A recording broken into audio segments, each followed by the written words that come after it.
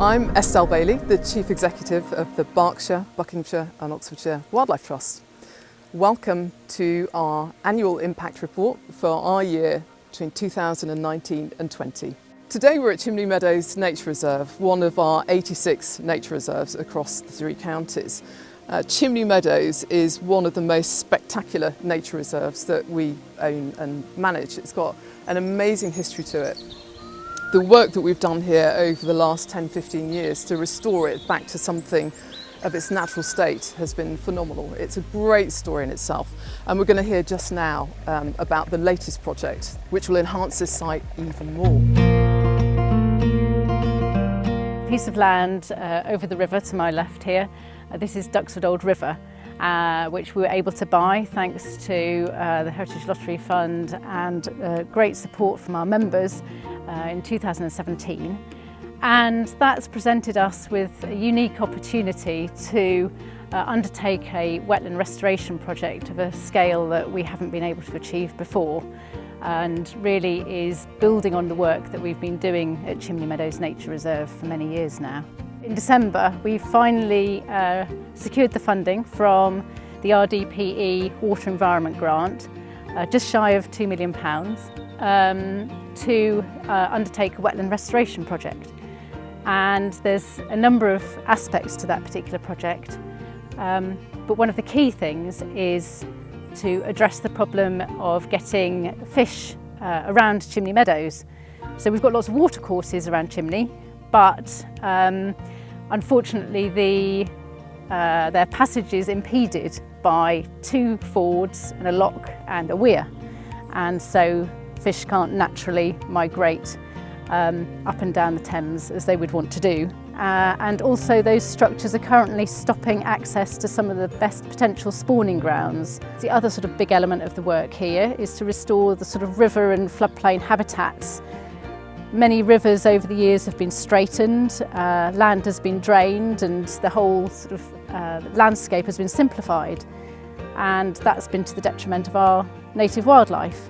This is also really important because Chimney Meadows lies at the heart of our Upper Thames living landscape, and what we want to do is to increase the amount of wildlife that we have at Chimney, and so that wildlife can then expand and move through the landscape and colonise other areas. And so that's part of my job, is to work out how we can get more wildlife in the Upper Thames. If we can achieve this, it's another ½ a hectare of wetland habitat that doesn't exist. It's just, you know, a green field at the moment, it's just flat, but it would be amazing if we can get that sorted. Yeah. Restoring land at scale is critically important if we are going to bring about nature's recovery.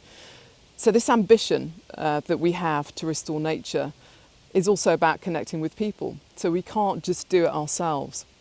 And this is why we work with a whole range of partners to make this happen. And we've got some amazing projects that we've been working on over the last year. So bringing young people in absolutely has to be the future. The Worldtrack project's been going on since June 2017. It's all about young people working together to help wildlife. We're working with young people aged between 11 to 18. So we're working with sort of 2 age groups within that, so younger age group that we work with in schools and with youth groups, and an older age group that we also work with in schools and youth groups, but can also come and join our project separately and work on their own projects with us. The Wildlife Trust have been absolutely amazing. They've come in, they've done afternoon sessions, they've come in during the day, they've brought their reserves team in to help do a lot of the groundwork. And just their actual educational experience has been amazing, because, you know, there's a lot of things that I've never done before. I've never grown a tomato before, you know, coming out here and doing a whole allotment. Their understanding of how to do it properly has been great, so I couldn't have done this without the Wildlife Trust. Planted a lot of vegetables back there, and we had the opportunity to harvest them and eat them as well. Yeah, it tastes so much better and really strong, because we had carrots and we tried them and they were so much stronger than store-bought carrots. We were so surprised, but yeah, it's a lot nicer and healthier. So this is a partnership project between Berkshire, Buckinghamshire and Oxfordshire Wildlife Trust and the Herts and Middlesex Wildlife Trust and the Natural History Museum at Tring. The reason why we partner is because we all share the same aim, and that is to engage those young people and connect them with nature. The benefits of partnerships is to share resources and share our knowledge. We also share our skills and our other partners, so we can actually add value to this project. We've done things that they never could do. So one of the things that really sticks out is doing owl pellet dissections. Would never have done that without the Wildlife Trust and the help of Claire and Kate. It's been brilliant. I've learned a lot from being in this club, like different types of insects, different types of bugs, different types of what they have in common. It's been a lot of work, but when you see the finished product, you just can't help but smile. And I can't wait to bring my own classes out here and get other subjects to come out here. It's just going to be amazing. Like, we only have one Earth, we can't really just make a new one, so it's just, yeah, it's very important.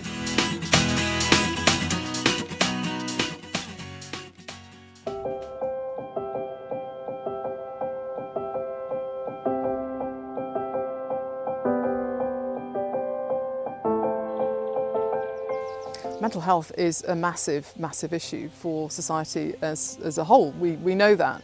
And one of the solutions that we've been championing now for a number of years is that connection to nature. And it's a service that we've been offering at our Nature Discovery Centre down in Thatcham. A couple of different projects running down there. So we've been working with local groups whose service users have mental health problems. We're aware of that. The impacts of this are really, really significant. The importance of nature for people's health and well-being is actually a really well-researched topic now. So from an evidence point of view, we know that being outside, being in nature, having access to green space, seeing green space is fundamental to people's health and well-being, even if we don't actually recognise it ourselves. Lindengate is a mental health charity and we support more the low to moderate needs and we do it very specifically by trying to connect them to nature. So we have developed our 5-acre site so it's very nature rich, which obviously means that our relationship with BBOWT is really important, because in the beginning we didn't have the skills to create that environment. So we've been working with them right from the beginning and they've helped us with their expertise and skills and passed it on to our volunteers. It's really a special experience to work at Lindengate because the whole ethos behind the project is how important nature and connection to nature is to people's mental health and well-being. That's something I connect to personally quite strongly, but I think it's also quite a good reflection of what's at the heart of a lot of the work that BBOWT does as well. We now have a really nature-rich environment with all sorts of different habitats. So that kind of provides an educational opportunity for the people who come here. But it's also a really, really strong concept to have a scenario where if you're feeling vulnerable and you're not in a great place, you can actually help something that's more vulnerable than you, and also have an impact on the bigger picture. And the more we do it, the more we realise how important it is that we all connect to nature and we nurture nature, which is effectively Lindengate's motto. So at one end of the site we have an area that's a nature reserve.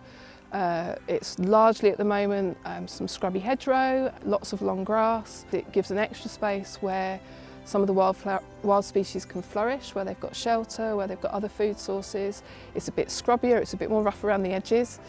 And actually that's also trying to bring in for people the idea that not everywhere has to be managed, not everywhere has to be manicured, and if we can leave those spaces that are just a little bit wilder, then that's actually making huge differences for wildlife. And by creating the spaces around and within this garden where that is allowed to happen, it means that those areas, because of the fact that they're a natural habitat, balanced and sustained by nature, that impacts outwards in a good way on the rest of the site.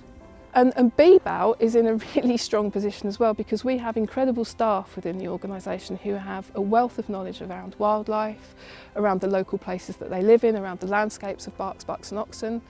And I think we have a fantastic opportunity to do more of that and to grow that, to give people locally in their own spaces the the tools and the advice and information that they need just to help them make those small steps that they need to make so that then they can be engaged with the nature in their own place.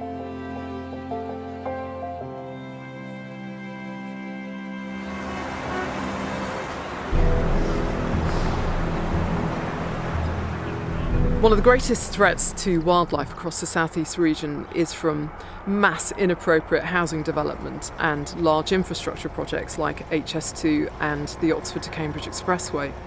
Now, we have campaigned relentlessly over the last year against both of those projects simply because of the amount of destruction that they will cause to habitats and to species along their routes. It's just not acceptable on any kind of level. Now, we're in a nature and climate emergency, and house builders, developers have to respond to that. Government have to respond to it. We want to work with them to help educate them how to build better with nature. So over the last year, we've worked with all 21 of our MPs locally to talk to them about the big issues around housing and large infrastructure projects, and beyond that, to talk about the environment and agriculture bills that are coming in now and other legislation that is due to pass as we leave Europe.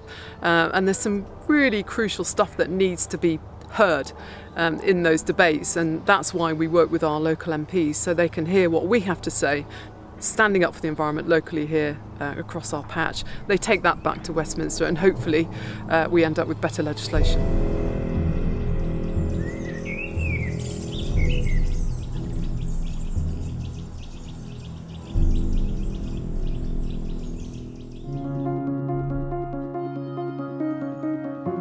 Volunteers are absolutely critical to the work that we do, and while we have 150 odd staff now working across the counties on nature's recovery, connecting people with nature, we couldn't do the amount of work that we do without our volunteers. You know, we've got 86 nature reserves. It's 2,500 hectares of land. So from fundraising to going out and doing biological surveys, to helping doing general administration and HR. We've got people coming in who want to give up their time freely to help us, and that's really valuable. The Trust has immense impact. There's no doubt about it when you look at the figures. They speak for themselves in the report. We have 4 education centres across the counties, and we have around about 13,000 children through those schools every year, which is, that's an incredible figure to have those little ones come in right from a very young age to experience nature firsthand at those centres. And it's not just us. While we've got a tremendous local impact with the work that we do, engaging local communities as well as school children, that kind of ripples out, and that ripple goes beyond our borders into 46 other counties, 46 other wildlife trusts across the UK. We've all got this ambition for nature's recovery. We have this shared ambition, which is huge, and for connecting people with nature as well. So you imagine what we do 46 times over across the whole of the UK. I think that impact is absolutely phenomenal. And there is no other organisation like the Wildlife Trust as a movement that has that collective impact. We're here to help and advise, and we're experts. And I think over and above anything else, we're the local experts. We know the patch like nobody else does. We know what lives here and we know how it works. So work with us. There's a whole list of people that we have to thank for us achieving what we've achieved over the last year and for the life of this plan as well. So our members, absolutely the lifeblood of the organisation. You give us money every year to do what we do, and you trust us to do that, and thank you. That's just amazing that you keep supporting us in the way that you do. We have to thank our volunteers. Without them, we wouldn't be able to carry out the level of work that we do every year. So a big thank you to volunteers. And for those, whether it's your first time out, whether you've been with us 30 years, you all do a really fantastic job, so thank you. And a thank you to our funders as well. Again, adding your money into the mix of what we do alongside our membership, it allows us to do a lot more to look after our sites, but to reach out into the communities and do, actually that whole restoring nature bigger picture. It allows our ambition to come alive, so thank you for that.